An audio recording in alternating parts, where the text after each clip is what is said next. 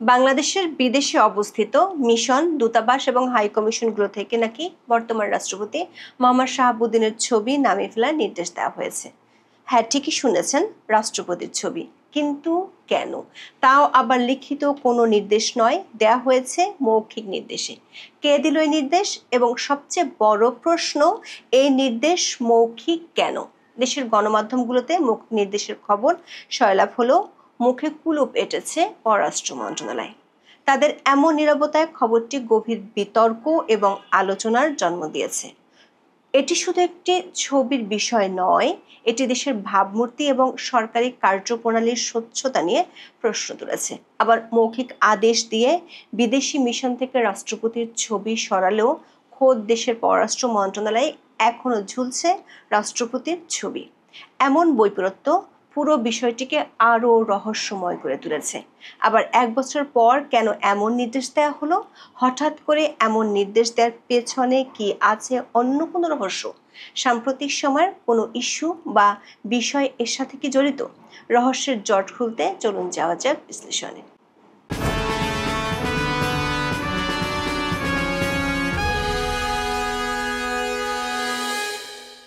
বাংলাদেশের অনেকগুলো গণমাধ্যমের খবর হলো, বিদেশে বাংলাদেশের সব কূটনৈতিক মিশন, দূতাবাস, হাই কমিশন, কনসুলেট, কূটনীতিকদের অফিস ও বাসভবন থেকে রাষ্ট্রপতি মোহাম্মদ শাহাবুদ্দিনের ছবি সরানোর মৌখিক নির্দেশনা দিয়েছে পররাষ্ট্র মন্ত্রণালয়। দৈনিক সমকালের খবরে বলা হয়েছে, বিষয়টি নিশ্চিত করেছে পররাষ্ট্র মন্ত্রণালয়ের সূত্র।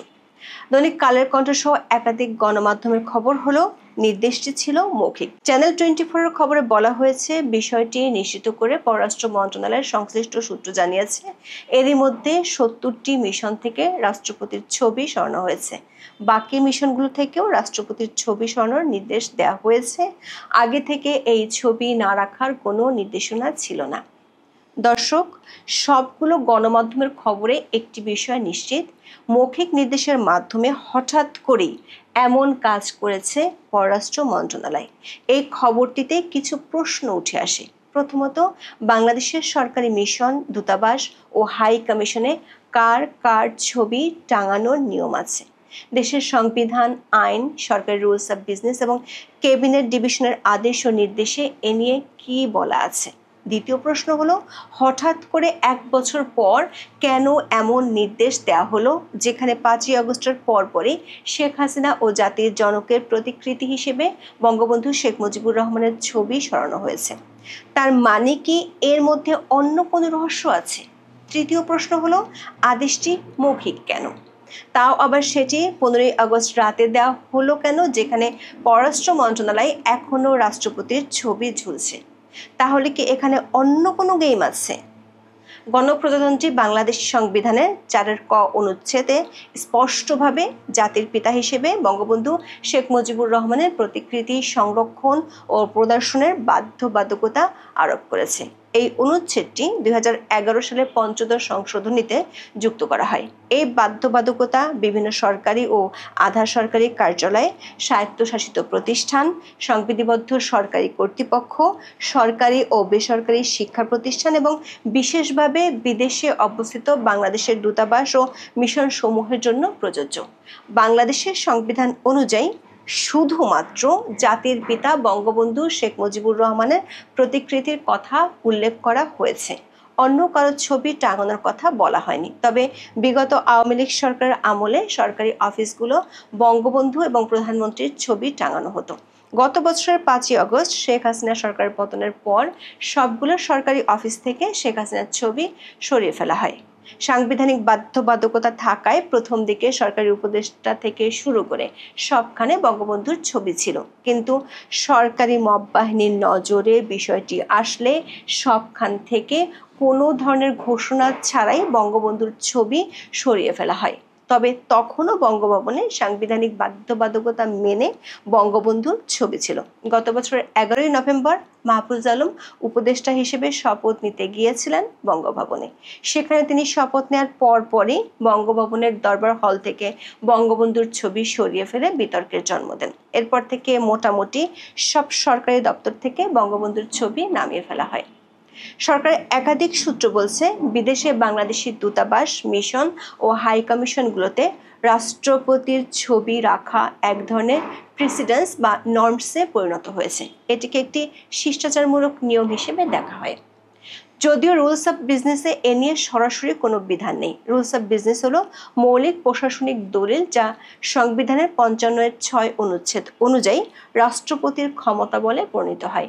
এই বিধানগুলোর মাধ্যমে সরকারি কাজ পরিচালিত হয়। পররাষ্ট্র মন্ত্রণালয়ের কর্মকর্তারা বলছেন, ছবি টাঙানোর বিষয়টি সুনির্দিষ্ট সরকারি আদেশ বা লিখিত সার্কুলার থেকে আসে।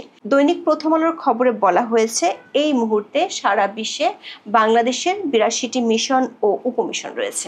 এর মধ্যে 65টির বেশি মিশন ও উপমিশন থেকে রাষ্ট্রপতি মোহাম্মদ শাহাবুদ্দিনের ছবি সরিয়ে ফেলা হয়েছে। ওয়াশিংটন, দিল্লি, বেজিং সহ বেশিরভাগ মিশন থেকে রাষ্ট্রপতি শাহাবুদ্দিনের ছবি সরিয়ে নেওয়া হয়েছে। গত বছরের 5ই আগস্টের পরপরই এসব ছবি সরানো হয়। ইউরোপ, আমেরিকা অঞ্চলে কর্মরত কয়েকজন রাষ্ট্রদূতের সঙ্গে কথা বলে জানা গেছে, বিদেশে বাংলাদেশের যে মিশনগুলো রয়েছে সেখান থেকে আগেই সরানো হয়েছে রাষ্ট্রপতির ছবি। তবে এ ছবি রাখা না রাখার কোনো নির্দেশনা ছিল না বলে জানান তারা। দৈনিক কালের কণ্ঠ এবং এনটিভির খবরে বলা হয়েছে, অধিকাংশ মিশন কয়েক মাস আগে থেকে একই জিরো পোর্ট্রেট নীতি অনুসরণ করেছে। তাহলে প্রশ্ন হলো, হঠাৎ করে গত 15 আগস্টে কেন এমন নির্দেশ দেওয়া হলো, তাও আবার মৌখিক নির্দেশ দেওয়া হলো? প্রথম আলো সহ একাধিক সংবাদ মাধ্যমের খবরে বলা হয়েছে, 15 আগস্ট পররাষ্ট্র মন্ত্রণালয় থেকে বেশ কয়েকটি মিশনে টেলিফোনে রাষ্ট্রপতির ছবি সরানোর এই নির্দেশ দেওয়া হয়েছে। 15 আগস্ট মন্ত্রণালয়ের জ্যেষ্ঠ একজন কর্মকর্তা বিশ্বের বিভিন্ন অঞ্চলে কর্মরত কয়েকজন রাষ্ট্রদূত ও হাই কমিশনারকে ফোন করেন। ঢাকা থেকে বিদেশে বাংলাদেশের নির্ধারিত কয়েকজন কূটনীতিককে নিজেদের মিশন থেকে রাষ্ট্রপতির ছবি সরিয়ে নিতে ফোনে নির্দেশনা দেওয়া হয়। অন্য মিশন, উপমিশন থেকে ছবি সরানোর জন্য অন্যদেরকে জানাতেও নির্দেশনা দেওয়া হয়। দৈনিক সমকালের খবরে বলা হয়েছে, গত বছরের 5ই আগস্টের পর যখন 8ই আগস্ট নতুন সরকার দায়িত্বে আসে, তখন বড় মিশনগুলো আগেই সরিয়েছিল রাষ্ট্রপতির ছবি। কয়েকটি মিশন না সরানোর কারণে মৌখিক নির্দেশনা দেওয়া হয়। তার চেয়ে অবাক করার তথ্য দিচ্ছে চ্যানেল 24।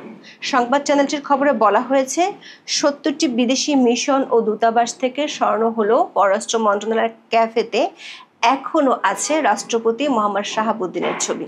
17 আগস্ট ঢাকার সেগুনবাগিচায় পররাষ্ট্র মন্ত্রণালয়ের ক্যাফের ভেতরে পেশাদার কূটনীতিকদের জন্য যে আলাদা লাউঞ্জ রয়েছে, সেখানে রাষ্ট্রপতির ছবি দেখা গেছে। পররাষ্ট্র মন্ত্রণালয়ের লাউঞ্জে রাষ্ট্রপতির ছবি রেখে বিদেশি মিশনগুলোকে কেন ছবি সরানোর নির্দেশ দেওয়া হলো? আবার 15 আগস্ট শুক্রবার ছিল, সাপ্তাহিক ছুটির দিন ছিল। যে নির্দেশ গত 1 বছরে দেওয়া হয়নি, সেটি হঠাৎ করে শুক্রবার ছুটির দিনে, তাও আবার টেলিফোন করে কেন দিতে হবে? এমনকি পরিবেশ উপদেষ্টা সৈয়দা রেজওয়ানা হাসান সাংবাদিকদের বলেছেন, রাষ্ট্রপতির ছবি সরানোর কোনো লিখিত নির্দেশ নেই। এ নিয়ে উপদেষ্টা পরিষদেও আলোচনা হয়নি। দর্শক, সর্ষের মধ্যে যেমন ভূত থাকে, তেমনি 15 আগস্টের মধ্যে লুকিয়ে আছে রহস্য। ছবি সরানোর রহস্যের কেন্দ্রে আছে 15 আগস্ট। একাধিক সূত্র আমাদের নিশ্চিত করেছে, এই নির্দেশ দেওয়ার বিষয়টি পররাষ্ট্র উপদেষ্টা মোহাম্মদ তৌহিদ হোসেনই জানতেন না। এমনকি পররাষ্ট্র সচিব আসাদ আল সিয়ামও দেননি। তাহলে কে দিল নির্দেশ, আর কেনই বা সেটি 15 আগস্টই দিতে হবে? পররাষ্ট্র মন্ত্রণালয়ের একাধিক সূত্র বলছে, মন্ত্রণালয় অনেক দিন ধরে দুটি গ্রুপের মাধ্যমে পরিচালিত হয়। একটি গ্রুপ উপদেষ্টা তৌহিদ হোসেনের নেতৃত্বে, অন্য গ্রুপটি পরিচালিত হয় প্রধান উপদেষ্টার দপ্তর থেকে। এই গ্রুপের সিদ্ধান্তগুলো নেন 3 জন। তারা হলেন শিল্প উপদেষ্টা আদিলুর রহমান খান, তথ্য উপদেষ্টা মাহফুজ আলম এবং জাতীয় নিরাপত্তা উপদেষ্টা খলিলুর রহমান। এই 3 জন পররাষ্ট্র মন্ত্রণালয়ের সংক্রান্ত উপদেষ্টা পরিষদ কমিটির সদস্য। পররাষ্ট্র মন্ত্রণালয়ের একাধিক সূত্র নিশ্চিত করেছে, রাষ্ট্রপতির ছবি সরানোর মৌখিক নির্দেশটি মূলত দ্বিতীয় গ্রুপ মানে প্রধান উপদেষ্টার দপ্তর থেকে গিয়েছে। প্রশ্ন হলো, কেন? সূত্রগুলো বলছে 15ই আগস্টে বঙ্গবন্ধুর শাহাদাত বার্ষিকী ছিল। সরকার আগে থেকে ঘোষণা দিয়েছিল এবারের 15ই আগস্টকে ঘিরে কোনো কর্মসূচি পালন করতে দেয়া হবে না। প্রেস সচিবের নির্দেশনায় পুলিশ কাজও করেছিল, পাশে পেয়েছিল বিএনপিকেও, কিন্তু তাতে ফল হয়েছে উল্টো। দেখা গেছে রিকশা চালক থেকে শুরু করে দম্পতি, বৃদ্ধ অনেকেই সরকার ও বিএনপির বাধা উপেক্ষা করে শোক ও শ্রদ্ধা জানাতে গেছেন। একটা পোড়া বাড়িকে নিয়ে সরকারের মধ্যে ভয় থাকার বিষয়টি পরিষ্কার হয়ে যায়। শোক প্রকাশে বাধা দেওয়ার জন্য সামাজিক মাধ্যমে অনেকেই সরকারকে নব্য ফ্যাসিস্ট হিসেবে ট্যাগ দিয়েছে। বিষয়টি ভাইরাল হওয়ার পর 15ই আগস্ট বিকেলে সরকার কৌশল নেয় রাষ্ট্রপতির ছবি সরানোর বিষয়টি সামাজিক মাধ্যমে ভাইরাল করার, কিন্তু গত 2 দিনে ইস্যুটি খুব একটা ভাইরাল হয়নি। এরপর ধানমন্ডি 32 নম্বরে শ্রদ্ধা জানাতে যাওয়া রিকশা চালককে গ্রেপ্তার করা, সরকারি পৃষ্ঠপোষকতায় জুতা মারা কর্মসূচি সরকারকে আরও বিপাকে ফেলে দেয়। তড়ি ঘড়ি করে সরকার সমর্থিত কয়েকটি গণমাধ্যম 17ই আগস্ট সকালে বিষয়টি নিয়ে খবর প্রচার করে। 2 জন রাষ্ট্রদূত নাম প্রকাশ না করার শর্তে বলেছেন, কূটনৈতিক মহলে এমন মৌখিক নির্দেশের ঘটনা অত্যন্ত বিরল। এর ফলে শুধু দেশের ভিতরে নয়, আন্তর্জাতিক পরিমণ্ডলও এর দ্বারা প্রভাবিত হতে পারে। প্রশ্ন উঠতে পারে, কেন এই গোপনীয়তা? কেন লিখিতভাবে এই নির্দেশ দেওয়া হলো না? পররাষ্ট্র মন্ত্রণালয়ের সূত্রগুলো বলছে, যেহেতু প্রধান উপদেষ্টার দপ্তরের প্রভাবশালী গ্রুপটি থেকে এমন নির্দেশ এসেছে, তাই এ নিয়ে কোনো লিখিত নির্দেশ তারা দিতে পারেনি। লিখিত নির্দেশ দিতে হলে বিষয়টি পররাষ্ট্র উপদেষ্টা এবং পররাষ্ট্র সচিবের নজরে আনতে হতো। আবার যেহেতু সরকার সমর্থিত একটি গ্রুপ বেশ কয়েকবার রাষ্ট্রপতির পদত্যাগ দাবি করেছিল, সে কারণে অনেকেই এ নিয়ে দুইয়ে দুইয়ে চার মেলাচ্ছেন। কেউ কেউ আশঙ্কা করছেন, আগেরবার ব্যর্থ হলো, এবার বোধহয় অধ্যাপক ইউনূসের সরকার রাষ্ট্রপতি মোহাম্মদ শাহাবুদ্দিনকে সরাতে পারবেন। মানবজমিন পত্রিকার খবরে সেই ইঙ্গিতই দেওয়া হয়েছে। এই ট্যাবলয়েড দৈনিকটি বলছে, আপাতত সরকারি অফিস ও বিদেশস্থ বাংলাদেশ মিশনে কোনো ছবি থাকবে না রাষ্ট্রপতির। প্রেসিডেন্ট শাহাবুদ্দিনের ছবি নামানো প্রায় সমাপ্ত হয়েছে। বলা হচ্ছে, সরকার প্রধানের ছবি যেখানে নেই সেখানে প্রেসিডেন্টের ছবি থাকার দরকার কি? তবে কোনো লিখিত আদেশ নয়, টেলিফোনে বলা হচ্ছে ছবি নামিয়ে ফেলতে। সর্বশেষ 15ই আগস্ট লন্ডনস্থ বাংলাদেশ হাই কমিশন থেকে প্রেসিডেন্টের ছবি নামানো হয়েছে। অনেক পর্যবেক্ষক অবশ্যই বিষয়টিকে ভিন্নভাবে দেখছেন। তারা বলছেন, 1 বছর তো গেল, এই সময় এই ছবি নামানোর ব্যাপারে সিদ্ধান্ত নেওয়া হয়নি কেন? দায়িত্বশীল সূত্রগুলো বলছে, প্রেসিডেন্ট চেক আপের জন্য বিদেশে যাওয়ার পরিকল্পনা করেছিলেন। প্রস্তুতিও সম্পন্ন হয়েছিল, মাঝখানে বাদ সাদা হয়েছে। বলা হয়েছে এই মুহূর্তে বিদেশে যাওয়ার পরিকল্পনা না করাই ভালো। প্রেসিডেন্ট হিসেবে চলে গেলে দেশ এক সাংবিধানিক সংকটে পড়বে। তার অবর্তমানে দায়িত্ব নেওয়ার কথা স্পিকারের, কিন্তু স্পিকার পদত্যাগ করে বসে আছেন নিরাপদ অঞ্চলে। ডেপুটি স্পিকার জেলখানায়। এই অবস্থায় কাকে দেওয়া হবে দায়িত্ব? রেফারেন্সের মাধ্যমে প্রধান বিচারপতি এই দায়িত্ব পেতে পারেন, সেটাও লম্বা প্রক্রিয়া। এসব কারণেই সম্ভবত প্রেসিডেন্ট শাহাবুদ্দিনকে বিদেশ যেতে দেওয়া হয়নি এবং ছবিও নামছে এরই ধারাবাহিকতায়। এর মধ্যে অনেকে ষড়যন্ত্র তত্ত্ব নিয়ে ঘাটাঘাটি করছেন। পরিস্থিতি এখানেই শেষ নয়, সরকারি মহলে এ নিয়ে দৌড়ঝাঁপ চলছে। অভ্যুত্থানের নায়করা বরাবরই প্রেসিডেন্ট শাহাবুদ্দিনকে অপসারণের পক্ষে মত দিয়ে আসছেন। এমনকি 2-1বার তারা বঙ্গভবন ঘেরার কর্মসূচি দেন। নানাভাবে চাপও সৃষ্টি করা হয়, কিন্তু বিএনপি সহ বিভিন্ন রাজনৈতিক দলের অনড় অবস্থানের কারণে তাদের সে প্রচেষ্টা সফল হয়নি। নির্বাচনকে সামনে রেখে এ ধরনের পরিস্থিতি রাজনীতিকে জটিল করে তুলবে। ঘোলা পানিতে মাছ শিকারের চেষ্টাও প্রবল সদরে অন্তরে। অপ্রত্যাশিত কিছু ঘটনা ঘটে যেতে পারে, তবে চ্যানেল 24 খবর বলছে এ ধরনের আশঙ্কা একেবারেই অমূলক। সরকার একাধিক সূত্র বলছে, 15ই আগস্ট নিয়ে সরকার ইমেজের অবস্থা কেরোসিন প্রায়। সেটি থেকে জনচোখ সরাতে চায় সরকার, তাই সরকারি বয়ানে মিডিয়ার মাধ্যমে রাষ্ট্রপতির ছবি সরানোর ইস্যুটি সামনে আনা হলো, যাতে আপাতত বঙ্গবন্ধুর মহানায়কের ইমেজের রোষ থেকে ইউনূসের ইমেজ রক্ষা পায়। এখন এ পর্যন্ত। সবাই ভালো থাকুন, সুস্থ থাকুন, নিরাপদে থাকুন। দেখা হবে আগামী পর্বে।